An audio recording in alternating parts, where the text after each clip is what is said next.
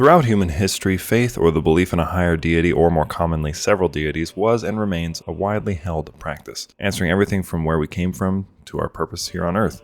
The same is true for fictional worlds too, Aeras being no exception. Now, the world of Godherja contains roughly 200 landed faiths. Yes, I said 200, which isn't even to say the whole sum, as there's probably another 50 you can either restore or will be made available to you in future updates, which will cover the world's various periods of history, but we're not going to talk about that here. For this video, I wanted to talk about the different faiths, but needless to say, I'm going to need to break these up into different videos for the sake of my own sanity, and so this video is not a million years long. Maybe later, when they're all done, we can put them together into one massive video, but for now, we're just going to do it like this. Now, faiths in Godherja are divided into categories, which makes this easier for me, with an overarching umbrella and then sort of like subcategories. This introduction will be more or less used for all these videos, so if it sounds repetitive after a while, it's because it is. However, for all intents and purposes, this is video 1 in the series, and we'll cover the Agionist faiths, which worship 8 active organized faiths and 4 non-active faiths. Now, when I say non-active, I don't mean the faith doesn't exist or that nobody is worshiping it. I simply mean that they're not in control of any counties. The way that Crusader Kings marks faiths as active or non-active is whether they control land, basically. Now, the faiths that are active are, by order of size, the Forgotten Cult, Monoxy, Chistianism, Catharidism, Theisianism, Philantosianism, Agiopoli, Eosianism, and our non-active faiths, again, keeping in mind that that doesn't mean they don't exist, it's just rather that they don't control land, are Sansianism, Techanosianism, Octarian Agionism, and Septarian Agionism. Now, basically what I'm going to do from here is I'm going to go through them in the order that I just described them to you by size, and then we'll go down to the smallest ones, or the last two technically don't exist at all. They're like Reformed faiths, but we'll talk about that in a second. I'm going to go from the top down, and we're just going to cover everything from what they believe, where they're located, where their holy sites are, and then you can get a better picture of them. This is going to be a little less scripted than normal, as you could probably tell. My idea for this is to make them something that's a little less formal, more just like a casual, yeah, this faith does this, this is where it came from sort of thing. So yeah, I hope you enjoy.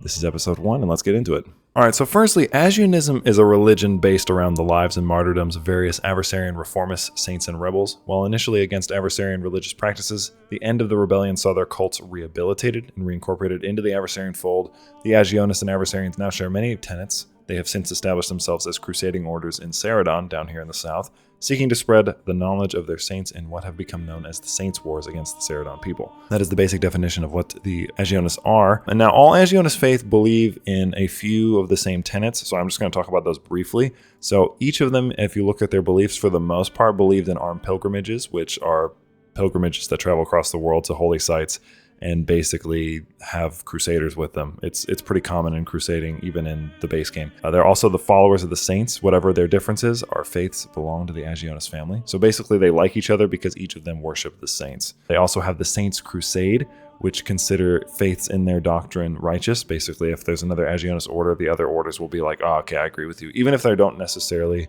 hold the same beliefs anymore. And then there's unrelenting faith, which is pretty common for most of them. This is their convictions are strong, and they will gladly fight and die for their faith. No matter how badly the odds are stacked against us, we shall not surrender. Basically, normal Crusader stuff. They're not going to back down. They're going to fight everybody. And that's sort of the overarching stuff. A lot of them do have similar holy sites, but we'll talk about that when we get to the individual ones. But basically, I wanted to break down these 4 things first, because pretty much every order has this, and it would get a little redundant if I said, oh, and they also have armed pilgrimages, which is this, you know what I mean? But I think now it's time to talk about the faiths proper, so we're going to start off with the Forgotten Cult and then work our way down from there. I hope you enjoy. The Forgotten Cult are the largest of the Agionist orders. As I already mentioned, they control most of the other orders from the shadows. The Forgotten Cult text reads, all details about the saint this cult worships, even their name, have been lost to time. So adherents wear masks and discourage personal praise and an emulation of their patron's lack of identity.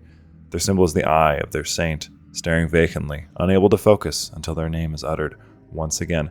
Now that's a bit disingenuous because their symbol is an eye because of their leader, yes, but it's also because of their god that they worship. Basically, they worship sort of like this eldritch deity known as the Eye.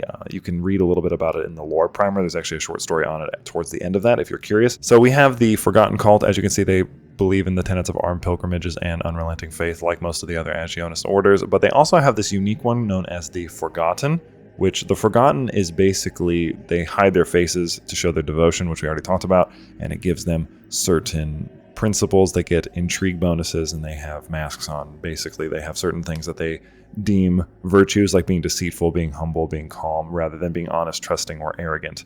So that's what the Forgotten basically means. Now, their holy sites, they only have 2. Most of the main faiths only have 2. They have the Eye, which I'm going to talk about in a second, and they have Vonil, which you've actually already seen. It's the site of a monastery, an ancient monastery. I believe it's where they came from specifically, the Scarlet Monastery, because when they joined the Agionist Order, they used to be part of the Scarlet Monastery, if I'm remembering this correctly. But the Eye is very interesting. It's a unique building. They're the only order, I think, that has a unique building that's not just a cathedral. So the Eye is like a chamber in their capital, and it has a very interesting description. It's the eye sees. The eye sees it. Watch as I'm watching. I see you. See. I see. Bring them back. Bring them back. Finish. See. Sight. See. So basically, the eye is a sort of being. It is not just like a room that they go to. It's not a metaphorical eye. It is literally a place where there is a, theoretically speaking, a giant eye, some sort of creature that the order worships. Now, the full details of that are unknown to us at the moment. Very curious to see what we get for that. The Forgotten Cult is really interesting. I mean, they're one of the only ones who can actually beat Hartha if you want to talk about them from a gameplay perspective, because they have really ridiculous intrigue bonuses and they can actually murder him, unlike most of the other orders who just kind of get stomped because they can't really do anything. So, interesting order, kind of creepy. They're a little bit like the puppeteer of the other Agionist orders if you wanted to like understand them from a very basic standpoint. They control things from the shadows. They're very secretive. They would probably be incredibly unnerving to talk to. And yeah, that's the Order of the Forgotten Cult. There you go. Their leader, which I didn't really talk about, but you've been looking at him on the left here this whole time. The Forgotten Saint, theorized to be like an immortal being who sort of just walks through the planes of existence and has been alive for like thousands of years and sort of just re-shows up every once in a while. Kind of cool, kind of creepy. I really like this order. I mean, not from a moral standpoint, but just from like, a story standpoint. They're very cool. So Monochorexy, I'm just going to use this image of Vonil in the background because Monochorexy doesn't have a leader. It's an interesting faith. The Monochorexy, I'm not sure how you say it, while rejecting the divinity of the autocraters and holding the saints to be the only incarnation of the purest, have still been heavily influenced by traditional Aversarian cultural beliefs. They hold that it was no accident that the saints chose to manifest in Aversaria, but rather due to the Aversarians' advanced culture increasing their ability to follow the saints' messages and achieve purity. As such, it is the duty of pious Agionists to spread both Agionist teachings and Aversarian knowledge to the lesser peoples of the world so that all may benefit from the teachings of the saints. So it's sort of like a conglomerate religion where it's like a mashup between Agionism and Aversarian, what is it called? The human faith, basically. So their tenets, if you look at them, we don't have a whole lot to talk about for these guys because there is no head of faith, so this section will be a little shorter, but their tenets are armed pilgrimages, unrelenting faith, and spread the light. But if you look at their virtues, they're actually quite small as well. They have diligence, brave, and ambitious, while lazy, craven, and I think content are the only sins, which is interesting because most of the other ones have like quite a wide list. But spread the light is their unique one, and it says it is our duty to spread the light of the saints in Aversaria to the lesser peoples of the world, so that they may too free themselves of impurity.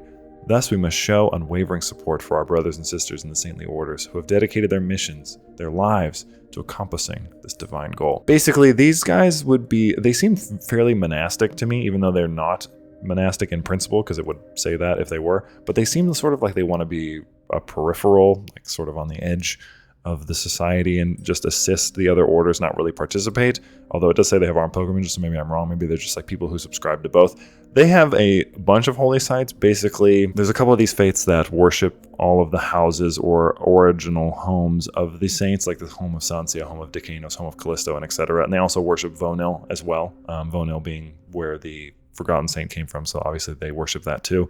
But they worship the homes. Obviously, none of those are under control of the Agionists because they're all in what used to be Aversaria or the remnants of Aversaria. So clearly, that's its own issue. But there you go. That's really all I have for the Monochorexy. I couldn't even really find much else about this group, even though they're the second largest. I'm assuming they just have random little pockets throughout the Agionist-controlled territory, or maybe even in old Aversaria. I was having trouble seeing it. Maybe a dev can clarify this for us. But yeah, that's the Monochorexy. Kind of a little bit. I like this faith. I think it's interesting. I don't think that they sound like they're the worst people in the world, which some of the other ones are definitely. Callistians worship, or rather revere, Saint Callisto, who led numerous liberation wars against the adversarians. Their symbol is two cross keys, representing freedom from both temporal and spiritual bonds. Pirate Captain Callisto would essentially free a bunch of slaves around the Empire on his ships, and then add them to his pirate fleet, pretty much, and then would just wreck the Navy everywhere he went. Dude is one of the cooler saints. I really like him. Unfortunately, the Callistians that exist now are not the same ones that existed when he did. His order was essentially all but wiped out and was the only other order besides the Aosians who weren't pardoned, but there wasn't really anybody to pardon because Captain Callisto escaped prison before his trial and then was killed, and his people basically either ran away to faraway islands where they just pretend they don't exist anymore, or they died. And the people that took over afterwards are basically a bunch of LARPers. They're like slaver LARPers, which is terrible that slavers have taken the legacy of Pirate Captain Callisto, but whatever. So as you can see, their beliefs, they believe in armed pilgrimages, taxing non-believers, and faith through servitude. So they are the first one that has two different ones. So military service is only for those who believe in the faith, and then they also tax non-believers. I think this is like a practice that existed in certain Muslim countries where they would allow different faiths to live in their cities, but they would tax them for not believing in the faith that they believed, if I'm not mistaken. And there's also faith through servitude. And this one is messed up because, as I said, Callisto was literally most famous for freeing a bunch of slaves. These are the words. What is more freeing than work? What frees the worker more than the devout singing and shouting the psalms and hymns while they crack the holy whip? And how best to free the foreign heathens than to ensure they work their sins away? This makes the following traits virtuous, callous, greedy, and arbitrary, and these traits sinful, just, compassionate, and generous. So basically, the Callistians are a bastardization of everything that order once stood for. They are not in any way, they're only Callistian in name, basically. Their holy sites are Fakugat, which is probably going to get me demonetized, and the home of Callisto. I have no idea what Fakugat is. I assume it's like maybe where they landed when they came to Ceridon, and so they deemed it like a holy site as like their landing site. Either way, this is our first building on the list. A lot of the Agionist orders have this where you can build a saintly cathedral at the holy site. It's basically a place for pilgrims to come and give you money. But there's really nothing else to it. You just build a building, it gives you some bonuses. It's the same way in the base game if you're familiar with it. The Callistians are interesting. I like the idea that they've sort of shifted completely, like complete 180 of where they were originally, as a people, as followers of Pirate Captain Callisto. It sort of makes me sad because he was a really cool dude, and I mean, he literally escaped prison and ran away Jack Sparrow style until he happened to die of his wounds on the docks, which is cool. But unfortunately, that's not the legacy that these people uphold. They are literally the opposite of that. They tax non-believers and then they make people slaves as a religious tenet. So not great dudes. Catharidism, they adhere to the teachings of Saint Catharidos, a traveling preacher who told his followers to be pure in flesh and in thought. Their symbol is the founder's staff to remind them of his journeys. Basically, this dude wandered around. Catharidos is kind of insane, if I'm remembering him right. If I'm not mixing him up with the other guy, I believe Catharidos is more like a philosopher, and Philantros is the one who's more like a preacher. But Catharidos basically wandered the world with his dad as a kid. He grew up in the mountains. And his order was the first one to surrender because he was, one, a pacifist, and two, he basically just told them to run into the mountains and raise goats, which they do to this day. They make great cheese apparently, but he basically told them all to go away because he was like, I don't really care about this war at all. So he was pardoned. He was one of the only Agionist saints who was not executed. They just let him go, and he just sort of lived out his days wandering the earth, talking about stuff with people. Unfortunately, like the Callistians, the Catharidans, they do not follow this principle anymore. They believe in something called blood purity, which is a bastardization of something that Catharidos said. He said, "Let your hearts be pure, your body strong, and your whole pure." The heathens refuse this teaching, however. The sinners degrade them. All will be made pure. And those who refuse Catharidos' words through belief or through birth will be destroyed until all enjoy holy purification. Basically, they demolish anybody who has any sort of deformity in any way whatsoever, but they also love people who are pure of blood. So this is a very uncomfortable group. They worship blood purity, essentially. It's very uncomfy. We all know how that goes. We all know how that's gone throughout history. And they have two holy sites, which is Koka and the home of Cathar, which, of course, the home of Catharida. So Kokar is, again, one of those places where you can put down a holy cathedral. Not much to say there. Catharidos, as I said, he was a really chill dude. This order is not very chill, considering They would probably sneer at any one of us because we aren't pure of blood. I don't know how you would test that sort of thing, but I don't really want to find out. So Thesianism follows the teachings of Saint Thesia the healer. She was a renowned healer who was executed for selflessly treating both slave and master. Their symbol is a chalice filled with blood, a symbol of both the practice of bloodletting and Thesia's sacrifice. She was also revered by people for, I think in Oriaspol, for curing like a really terrible plague by teaching people that they should wash their hands because she believed there were demons in dirt.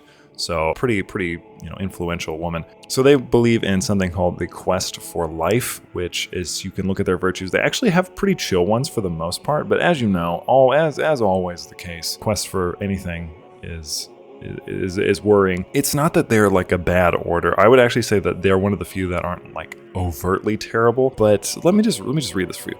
Healing must be perfected. Life must be given to the holy. How are we to know the limits of our bodies or the dangers of what ails it? However, if we do not further the cause of the physical sciences, if heathens and sinners must be experimented on, there it is, then they can do so knowing that their death is a holy one, for it saves the lives of hundreds of the devout. There you go. So they do believe in the practice and the progression of medicine as Thesia would have wanted, but to a degree that is, I'm going to now do Frankensteinian experiments all up on your body so that I can learn the inner workings of it while you're still alive, and your sacrifice is for the greater good. And by greater good, I mean Agionists only, because I don't care about you, you heathen scum. Another one of the orders that was definitely, twisted, which I actually think this one is quite cool. I picture sort of a blood-borne healing church thing going on. I'm sure that's not the intention, but that's just what I pictured in my head. They have two holy sites. They have the home of Thesia and Pharahan.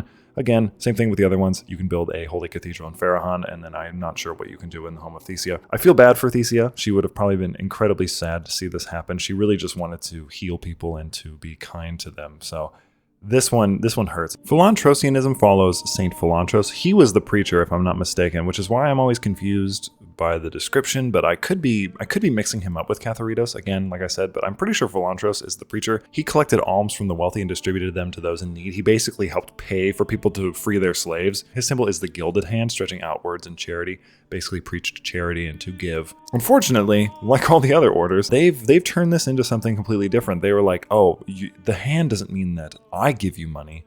The hand means you give me money. He taught to give to the needy, and who are more needy than us, the selfless enforcers of his will? If the sinners and heathens are too corrupted by greed to voluntarily donate to our cause, we must save them from their corruption by forcefully extracting their wealth. I don't remember what happens to Philantros. I can't imagine it was anything crazy. Someone will have to correct me. I believe he just died of old age. I don't think he was even killed or anything. I believe he was another one that was let go because he sort of was just a chill dude, not doing a whole lot, wasn't leading armies or anything. However, enforced donations makes virtues of being callous, greedy, and gluttonous, and sins of being humble, compassionate, and generous. So as you can tell, there's sort of like a comedic theme going on here where they're the exact opposite of what they said they were going to be. Their holy sites are Shedalun, which I assume is where the Philantrians first landed in the new Agionist territory, so that's why they worship it. And then the home of Philantros himself, which you can see over in what it would have been Eastern Aversaria. I don't have the picture for this. I figured you can just see it on the map. It's the same deal. You can build a cathedral in Shedalun, and the home of Philantros would basically just be like a regular holy site. I don't believe you can build anything in those places. Maybe a shrine, that'd be kind of cool, but it probably would just be a cathedral if you could. Another one of those religions where the leader was a really kind, really generous man who was even let go, if I'm not mistaken, and the people have totally twisted that into something that is almost hilariously the opposite. I really enjoy the twisting of this one quite a bit. Agiopoli is probably the most unique active one on this list because they have completely different tenets. They are considered astray by the other Agionist faiths, so you can already tell that they're a little bit different, but let me just read. Humanity is hopelessly corrupt, and attempts to save mankind from impurity are futile without the saints. Therefore, the faithful seek isolation from the corruption of the outside world to preserve the saintly teachings until the second manifestation, when the saints shall return to spread the divine teachings as they did in times long past. So basically, they believe in like the second coming of Jesus, but with the saints themselves. And if you look at their beliefs, they're actually all completely different. They believe in monasticism, pacifism, and pastoral isolation. So they're actually quite chill and relaxed. For pacifism, it is what it sounds like. They believe violence is abhorrent and they don't want to fight. I believe Catharitos would probably think these dudes were pretty chill, to be honest with you. Pastoral isolation, they basically want to be left alone. They want to farm and they just want to raise sheep. Again, Catharitos would probably be all about this shit. And then you have monasticism, which is basically just like being a monk. So you do monkly things. You are temperate. You are not, you try to free yourself from sin and live a simple life. This is a order that I actually quite like. Out of all of them, I'd probably want to be in this one because it sounds pretty chill. Their holy sites are, again, all of the homes of the saints, even Vonil, the Forgotten Saint, which is interesting because their orders and tenets seem to be completely opposite to what the Forgotten Cult would worship now. But anyway, Agiopoli are another order that they don't have a head of faith, and I had trouble finding out more about them because I couldn't really see them on the map. So I'm not sure who worships them. Maybe these are ancestral followers of Catharitos. Maybe this is supposed to be like the faith that... So how do I explain this? So Catharitos, some of his followers escaped into the mountains where they became sheep farmers or goat farmers, as I said earlier. I'm wondering if this is those people, but I'm not sure what land they control, if they're just a bunch of farmers. So someone might also have to clarify this one for me because I wasn't able to find it, but that's just my guess. Our final active Agionist faith, again, I'm not going to explain the disclaimer, but you know what I mean, is Aosianism, dedicated to St. Eos, the knight, the forlorn guardian. Aosians seek to emulate his courage both on and off the battlefield. Their symbol is a sword blazing with righteous fury.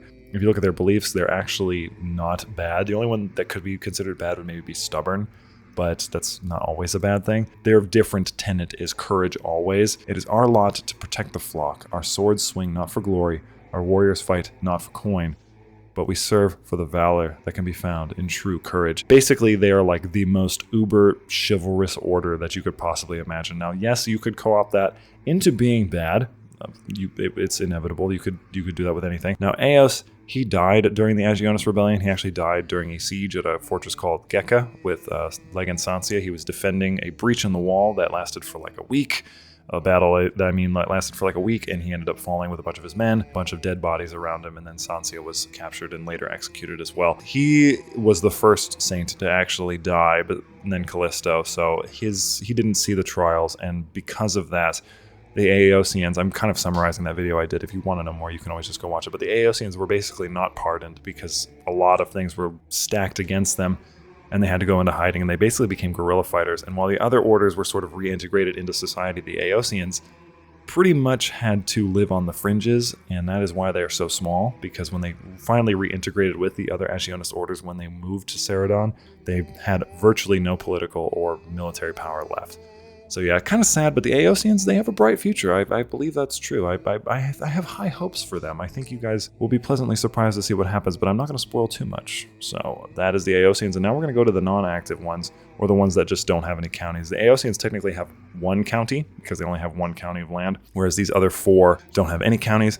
Even if the leader of their orders follows this faith, that's not technically landed. So there you go. Our first non-active faith is Sansianism. They are devoted to Saint Sansia. Sansianites emphasize self-sacrifice and denial of worldly pleasures in the name of spiritual salvation. Their symbol is a rose, stained by their patroness's blood. Kind of confused by this one, so Legan Sansia was a Legan. She led Legion 19, known as Mavia, which Eos actually served as an advisor for, which is how they ended up being friends. So they fought together a lot, and she also helped found the Order's Militant, which all the other saints used during the Agionist Rebellion. Basically, she got executed after the trials of the saints because she was not a noble, and I guess it was found out that during her youth she had killed a magi when she was, I think, like a street urchin or something. It was kind of a confusing situation. But basically, she was executed for her participation in a lot of the military campaigns and causing a lot of frustration to the other nobles because her and Eos were basically rocking the legions for years until they finally weren't. The Sansianists, I'm not sure how they've changed because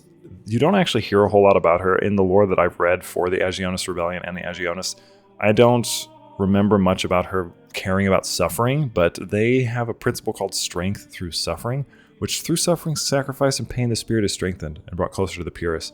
Thus we must purify our bodies and souls through pain, as well as those of the heathens who refuse to accept the grace of the saints. So they're basically like a torture cult. It kind of gives me a Slanesh vibe, but except for, well, I guess it would be an anti-Slanesh vibe because they rescind all pleasure, except for the pleasure of the flesh being pain. They have two holy sites as well. They have the home of Sansia, and they have Zarastar, or Zarashtar, however you say that. Again, another one of those cathedral ones.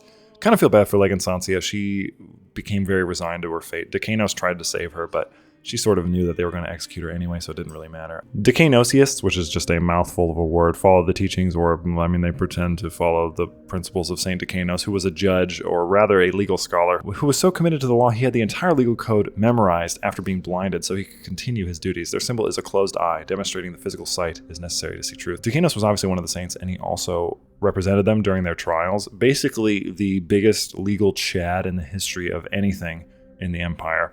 Dude was absolutely awesome. He continued practicing law even after the war was over. Unfortunately, as with anything, this has been co-opted to be something terrible because this order has something called blinded justice. Saint Decanos judged each case with no sight for the man, but for the justness of their case. Just as he did, we shall too ensure that our senses never blind us to the truth, that any we find guilty never dare to sin through deceit again. So this allows for torturing of prisoners and makes virtues of arbitrary, sadistic, and vengeful, while making sins of just, forgiving, and compassionate. So kind of the opposite of Decanos, who wanted to ensure everybody had a fair trial.